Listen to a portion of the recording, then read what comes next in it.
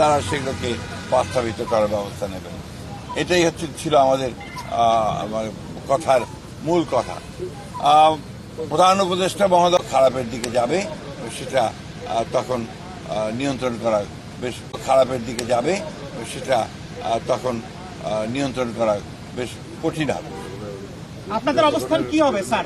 আপনারা যে বলছিলেন যে আপনারা ডিসেম্বরের মধ্যে নির্বাচন চান, মাননীয় প্রধান উপদেষ্টা আজকে আপনি যেটা বললেন যে আপনাদেরকে সুনির্দিষ্ট কিছু বলেননি, তো আপনারা সন্তুষ্ট না? আপনাদের অবস্থানটা কি হবে? আমরা আবার আপনাদের সামনে ফেব্রুয়ারির 10 তারিখে এসেছিলেন, তখন বলেছিলেন আপনি দেরি হয়ে ডিসেম্বর নাগাদ নির্বাচন হতে পারে, আশ্বস্ত হয়েছিলেন। 2 মাস পরে এসে বললেন ডিসেম্বর থেকে জানুয়ারি।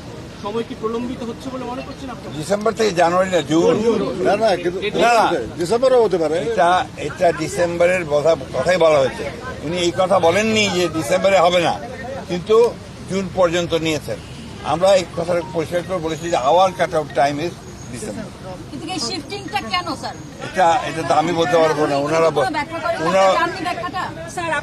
প্রশ্ন একটা একটা করে আসলে আমার উত্তর দেওয়া সহজ হবে।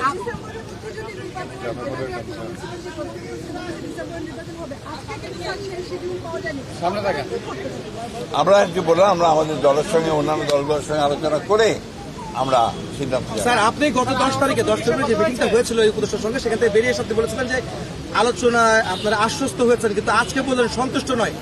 এই বিষয়টা আসলে আলোচনা কি আসলে ফলপ্রসূ হয়নি আজকের বৈঠকে? এক কথায় বলতে পারি স্যার, একই প্রশ্নের কেন অন্যভাবে নিচ্ছেন কেন? একই তো প্রশ্ন তো অনেক বিষয় আলোচনা হয়েছে, এটাই ছিল মুখ্য বিষয়। ধন্যবাদ। আসসালামু আলাইকুম। মাননীয় মহাসচিব,